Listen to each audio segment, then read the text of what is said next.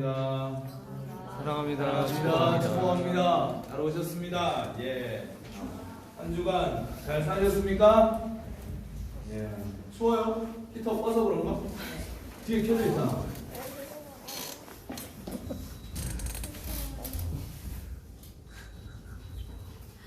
예. 여러분, 추운 세상 가운데서 따뜻함을 경험하면서 여러분들이 하나님의 은혜로 살아올 수 있습니다. 자, 오늘 말씀 제목은 뭔가요? 자, 따라합시다. 나를 기념하라. 나를 기념하라. 나를 기념하라. 나를 기념하라. 여기서 나는 누구예요? 하나님, 예수님. 예수님, 성령님, 삼위일체 하나님이신데 특별히 여기서 나를 기념하라고 이야기하신 분은 예수님이시죠. 하나님의 아들이신 예수님이 나를 기념하라라고 했습니다. 그 말씀 한번 보여주실래요? 그래서 고린도전서 말씀, 이 고린도전서는 누가 썼습니까? 저자가 누구예요? 바울. 사도 바울이 썼잖아요. 그래서 사도 바울이 한 이야기예요. 내가 너희에게 전한 것은 누구한테 받았다? 주께 받았다. 이 주가 누구예요? 예수 그리스도예요. 그래서 예수님의 12제자가 있는데 12제자를 사도라고 하잖아요. 근데 12제자 말고 또 자기가 사도라고 주장하는 사람이 누구예요? 사도 바울이거든요. 그래서 사도 바울이 예수 믿는 사람들을 잡아서 핍박하다가 잡으러 가다가 그 다메섹으로 가는 길에서 누구를 만났어요? 예수님을 만났어요. 예수님이 사울아 사울아 어찌하여 네가 나를 핍박하냐? 그 음성을 듣고, 그러니까 사도 바울은 예수님을 직접 만난 거예요. 제자들처럼. 물론 예수님과 같은 동시대에 살면서 제자로 쓰임받지는 않았지만 예수님이 승천하신 이후에 나타나서 사도 바울에게 말씀해 주셨다는 거예요. 그러면서 예수님이 주신 복음, 예수님이 사도 바울에게 이야기해 줬다는 거예요. 그래서 예수님이 잡히시던 날 밤, 예수님이 언제 잡혔습니까, 여러분? 예수님이 언제 잡혔어요?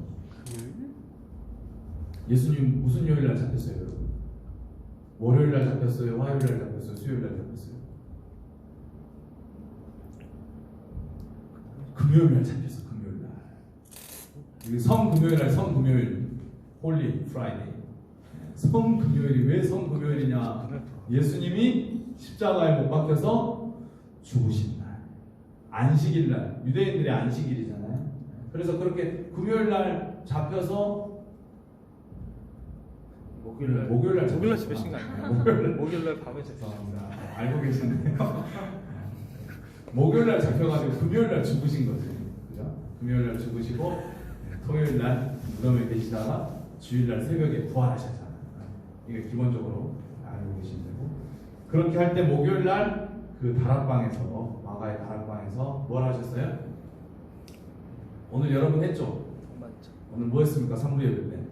유진이는 못 왔네. 아, 이거 안타깝네. 여기서 한번 해야 되는데 주님의 떡을 성만찬을 하신 거잖아요. 그러면서 뭐라고 했어요?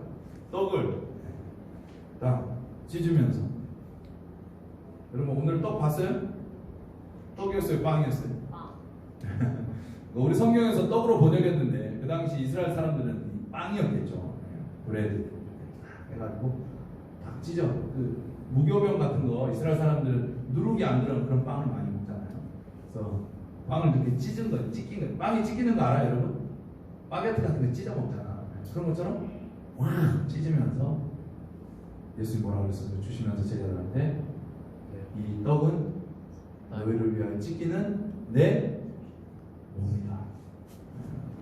너희를 위하여 찢기는 내 몸이다. 여러분 오늘 예수님의 뭘 받아 먹은 거예요? 몸을. 여러분 그 빵이 보여요, 안 보여요? 목사님 이렇게 들었잖아요, 그죠? 이렇게 든 이유는 뭐냐면 보라는 이유예요. 보라는 이유. 보고 보이는 앞에서 찢은 거잖아. 그러니까 시각화를 보여준 거. 우리를 위해서 찢기신, 여러분 예수님이 십자가에 못 박히시면서 채찍에 맞고 이렇게 그 패션 오브 크라이스트 다 보셨잖아요, 그죠? 막 살점이 막 뜯기고, 막 창으로 찔렀을 때, 막 거기서 막 피가 쏟아져 나오고, 영화에서 보셨죠? 그거를 우리가 날마다 성만찬을 하면서 경험을 하는 거예요. 그 떡을 찢길 때 누가 찢겼던 거 기억하는 거예요. 우리는 예수님의 살이 누구를 위해서? 나를 위해서. 그러니까 예수님이 그 다음날 십자가의 그런 고난, 패션을 당하실 것을 미리 예고하면서 제자들에게 그 액션, 이 세러모니를 하신 거죠. 의식을 하면서 이걸 통해서 누구를 기념하라고? 누구를 기억해 달라고? 나를 좀 기억해 달라. 언제까지? 언제까지 이 일을 하라고 했어요, 예수님이? 26절에 보니까 너희가 이 떡을 먹으며 이 잔을 마실 때마다 주의 죽으심을 언제까지? 오실 때까지. 그가 오실 때까지. 여러분, 예수님 다시 오신 줄 믿으세요? 네. 예수님 다시 오신다고 약속하셨죠? 예수님 언제 다시 오세요? 몰라요. 2025년 12월 32일? 이렇게 이야기하면 이단 되는 거야. 이건 그래서 이 종말 해가지고 얼마나 사기를 많이 쳐먹었습니까? 그러니까 그 날짜를 이야기하는 사람들 다 이단이에요. 예수님이 날짜를 이야기 안 했어. 왜 날짜를 이야기 안 했을까? 경훈 형제 왜 날짜를 이야기 좀 해주시지. 열심히 놀다가 예수님 오실 때 되면 이제 다 회개하고 이렇게 해가지고 딱 천국 들어가면 되잖아. 예수님도 그럴까봐 그렇게 뻔하게 살까봐 예수님이 내가 온다. 하지만 그 날짜와 시기는 아버지만 하시는. 누구만 아신다? 아들도 모르고 아버지만 아신다. 그만큼 예수님이 비밀로 신비로 하셨는데 사실은 진실은 뭐예요? 예수님은 반드시 다시 오신다. 그러므로 여러분은 누구를 기다리면서 살아야 돼요? 유신자는 누구를 기다리면서 살아야 돼요? 네, 그렇죠. 예수님 번호 누구를 기다리면서 살아야 돼요?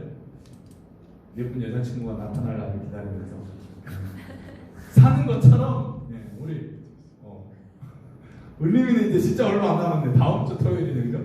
이번 주 토요일, 다음 주 그런 거하고 비슷한 거. 이제 결혼이 2주 남았잖아요. 그런 것처럼 예수님이 오심이 2주 남은 거야. 여러분 항상 예수님이 오심이 여러분 2주 남았으면 여러분 뭘 하겠어요? 세계 일주를 갈 거예요? 직장 때려치고 벌어도 돈 다 모아가지고 그런 것처럼 예수님이 오신다. 그럼 예수님 내일 오실 수 있어요, 없어요? 내일 오실 수도 있어요. 한 달 후에 오실 수 있어요, 없어요? 있어요. 그래서 우리는 임박한 종말론을 가지고 있어요. 우리가 순결하고 거룩하게 살기 위해서는 어떤 종말론을 가져야 된다고요? 임박한 종말론. 정말로. 예수님 언제 와요? 나 죽고 우리 자식이 죽고 뭐 한 1000년 후에나 2000년 후에나 오실까요? 그럼 어떻게 사는 거예요? 뭐 이런들 어떠하리 저런들 어떠하리 하면서 누가 천국 가겠어요? 있겠어요? 이렇게 살아가는 것이 아니라 예수님 어떻게 하신다? 곧 오신다. 그래서 초대교회 제자들하고 성도들은 예수님이 곧 오시는 줄 알았어요. 왜냐하면 예수님이 승천하시면서 뭐라고 했어요? 내가 다시 오겠다. 그래서 자기의 모든 것들을 다 막 포기하고 복음을 전하고 그렇게 살았던 거예요. 근데 예수님이 죽으시고 지금 몇 년이 지난 거예요? 2000년이 지났는데 아직 안 오신 거죠. 근데 그 이유는 뭐예요? 예수님이 안 오시는 이유는 아직도 구원받아야 될 영혼들이 많기 때문에. 아직도 여러분 미전도 종족이 있어요, 없어요? 아직도 예수님을 모르는 미전도 종족들이 있다고요. 성경 번역 성교회나 그런 미전도 종족 성교회는 그거를 데이터와 베이스화 시켜가 데이터베이스화 해놓고 지금 하고 있어요. 그래서 2030년 내로는 모든 민족에게 복음이 들어갈 수 있도록. 그러면 예수님이 오신다고 약속하셨잖아요. 그러시면서 예수님이 이야기하시면서 떡을 찢으면서 뭐라고 하면서 주셨어요? 너희를 위하여 찢기는 내 살이다. 이렇게 포도주를 그 당시에는 아마 여러분들이 이렇게 잔을 하나씩 받았잖아요, 그죠? 근데 그 당시에는 아마 같은 포도주를 해가지고 아마 이렇게 돌려서 먹었어요. 12명밖에 안 됐습니다. 예수님이 이렇게 한번 마시고 이렇게 좀 닦아가지고 그렇게 하는 데도 있어요. 작은 공동체에서는 이렇게 해가지고 좀 닦고 여기서 패스해서. 그래서 이 피는, 이 포도주는 뭐예요? 너희를 위하여 흘리는 나의 피다. 여러분 건 예수님이 살이 찢기시고 피를 쏟으신 이유는 누구 때문이었어요? 누구 때문이었어요? 나 때문에. 나 때문에. 왜 나 때문에 예수님이 그렇게 죽으셨어요? 내가 죄인. 내가 예수님의 그 희생 없이는 하나님을 알 수도 없고, 예수님의 그 희생 없이는 세상을 사랑하는 것들로부터 벗어날 수도 없고, 예수님의 그 희생 없이는 나라는 이 감옥에서부터 벗어날 수 없는 그 나를 구원하기 위해서 예수님이 십자가에서 죽으신 줄 믿습니다.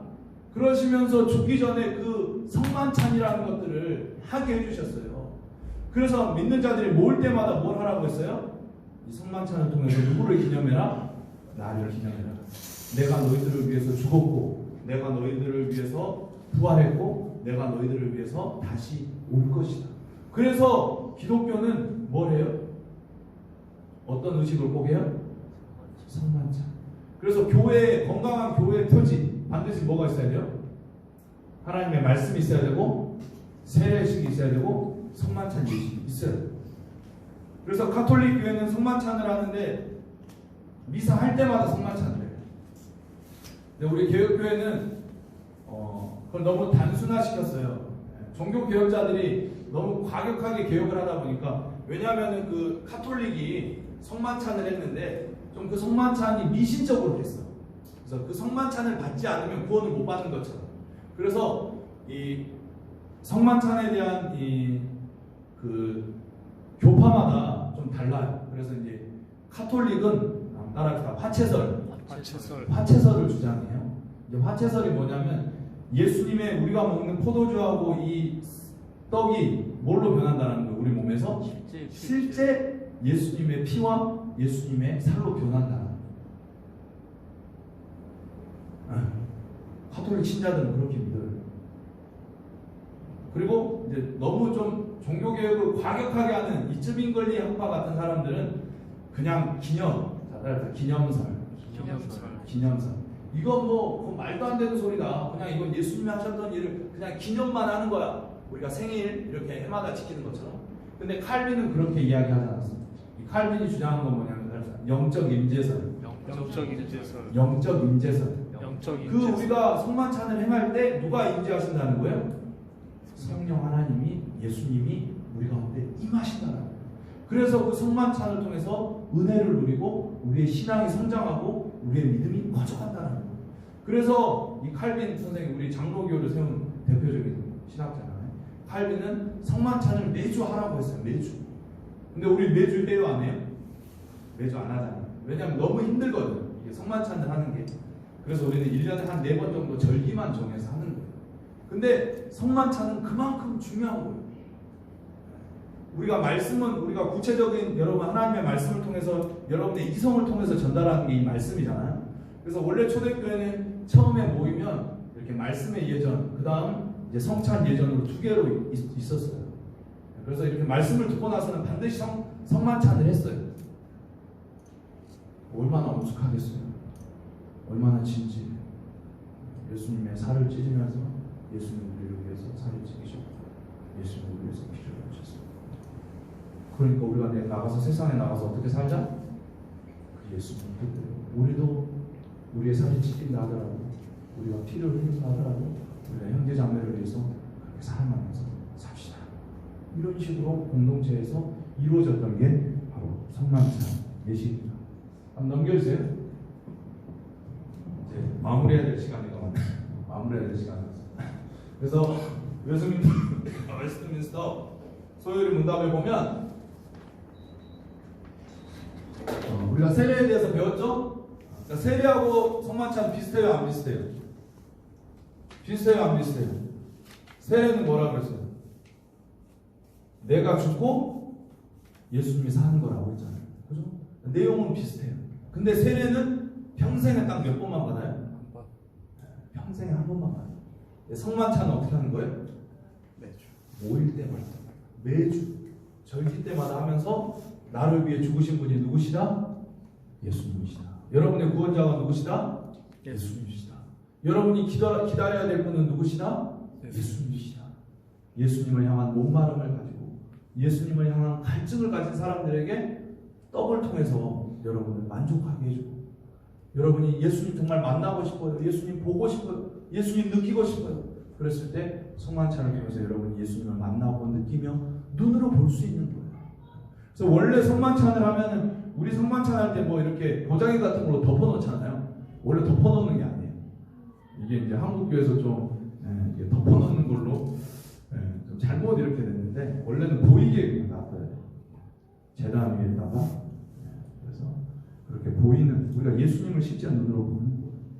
그래서 그 성만찬을 통해서 여러분에게 큰 은혜를 끼치게 되는 거예요. 그래서 세례는 특별히 95번을 한번 읽어보면요, 우리 세례는 어떤 사람에게 베푸는가 한번 읽어봅시다. 시작. 세례는 교회 밖에 있는 자들에게는 베풀지 않으며 그들이 그리스도를 믿고 그들에게 복종하겠다는 고백을 할 때 비로소 베풀게 되며 입교한 자의 자녀들에게도 베풀게 되어. 그래서 여러분, 세례는 아무나 받을 수 있어요, 없어요? 없어요. 예수를 자기 주인으로, 예수가 나의 하나님입니다 라고 고백하는 사람만 세례를 주는 거예요. 누구나 세례를 받을 수 있지만 아무나 세례를 받을 수는 없어요. 내가 믿지 않는 사람들을 강제로 끌어다가 세례를 주면 돼요, 안 돼요? 안 돼요. 그건 안 되는 거예요. 그리고 또 어떤 사람이 세례를 받을 수 있어요? 입교한 자의 자녀들. 헌우 같은 경우는 어렸을 때 뭘 받았지? 유아 세례를 받았잖아. 그러니까 유아 세례 받은 사람은 만 15세가 되면 입교를 하는 거야, 입교. 그래서 세례를 이미 받았기 때문에 다시 세례를 받는 게 아니고 부모님이 했던 그런 신앙을 제가 이제 인격적으로 받아들입니다. 저도 이제 그리스도인으로 살겠습니다. 그래서 세례 받은 자와 입교한 자에게만 세례를 베풀게 됐어요. 넘겨주세요. 주의 성찬은 무엇인가? 한번 읽어봅시다. 시작. 주의 성찬은 성례로서 그리스도가 정하신 대로 떡과 포도주를 주고받음으로 그의 죽으심을 나타내 보이는 것인데, 이 성례를 합당하게 갖는 자들은 육체와 정욕을 따라서 참여하지 않고 믿음으로써 그의 몸과 피에 참여하여 그의 모든 유익을 받아 신령한 양식을 먹고 은혜 속에서 성장하는 것이다. 그러니까 우리가 떡과 잔을 받는 것은 뭘로 받는 거라고요? 믿음으로 받는다는 거예요. 그 믿음으로 떡은 뭐다? 예수님의 살이다. 포도주는 뭐다? 예수님의 피다. 우리가 이걸 믿음으로 받았을 때 그 믿음이 여러분에게 신령한 양식이 되어서 여러분에게 능력을 준다는 거예요. 근데 신비한 그런 가톨릭처럼 떡의 능력이 있어서, 포도주의 능력이 있어서 그런 거예요? 아니에요. 그 믿음을 주시는 분은 누구예요? 오직 예수님이시라고 이야기하고 있고, 또 특별히 이 기독교에서 이 성만찬을 할 수 있는 사람은 반드시 누구여야 돼요? 목사예요. 전도사는 할 수 있어요, 없어요? 못해요. 전도사는 안 돼요. 안수받은 목사만 성만찬을 할 수 있어요. 근데 이거는 이 교회의 질서를 위한 거예요. 왜냐하면 아무나 성만찬을 하면 안 되잖아요. 교회의 질서를 위해서 세운 것이고. 하지만 그렇다고 해서 그 목사에게 능력이 있어서 성만찬의 능력이 나타나는 것은 아니다. 오직 누구가 능력을 주시는 것이다? 예수님이 주시는 거고, 예수님을 향한 믿음을 가질 때 성만찬의 은혜를 누릴 수 있다라고 이야기하고 있어요. 넘겨보세요. 자, 97번. 주의 성찬에 합당하게 참여하려면 어떻게 해야 되는가? 읽어봅시다. 시작. 성찬에 참여하려면 반드시 주님의 몸을 분별할 줄 아는 지각과 주님의 양식으로 삼는 믿음과 회개와 사랑과 복종할 새로운 각오가 자기들에게 있는지 없는지 스스로를 살펴야 한다. 혹 부당하게 참여하여 자기들에게 돌아올 정죄를 먹고 마실까는 우려가 있기 때문이다. 그러니까 성만찬 예식에 참여할 때는 함부로 참여하면 된다는 거예요, 안 된다는 거예요? 안 된다는 거예요. 예수님의 살과 피를 먹는데 장난으로 살과 피를 먹어서도 안 되고, 방금 제가 설명했던 그런 성만찬의 의미를 반드시 알고 유의미하게 참여해야 된다는 거죠. 할렐루야. 그래서 교회에서 다음 주에는 성만찬이 있습니다, 다음 달에는 성만찬이 있습니다, 그렇게 예고하면 우리가 어떻게 준비해야 되는 거예요? 특별하게, 각별하게 자기 자신을 점검하고 내 안에 죄가 있는지 나를 살펴보고, 정말 내가 하나님의 예수님의 살과 피를 받을 만한 자격이 있는 사람인가? 내가 그런 삶을 살고 있는가? 내가 예수님의 살과 피를 먹은 자로서 어떻게 살아가야 할까? 그런 것들을 진지하게 고민하고 부지런히 살피고 성만찬에 참여하라고 하고 있어요. 그럴 때 성만찬이 여러분에게 엄청난 은혜가 있어요. 여러분, 말씀을 들으면서도 여러분이 큰 은혜를 받지만 성만찬을 한번 여러분 진지하게 참여해 보세요. 저도 성만찬 참여하면서 하나님의 갑자기 크신 은혜가 임해서 막 눈물이 쏟아지고 막 회개가 터져나오고 막 감사가 나오고 막 말할 수 없는 막 그런 은혜를 경험하게 돼요. 그럴 때 이런 떡을 먹으면서 예수님의 잔을 마시면서 하나님이 주시는 각별한 은총이 있다는 거. 그래서 여러분이 성만찬을 귀히 여기고 성만찬을 통해서 하나님이 베풀어 주시는 은혜를 늘 누릴 수 있기를 축복합니다.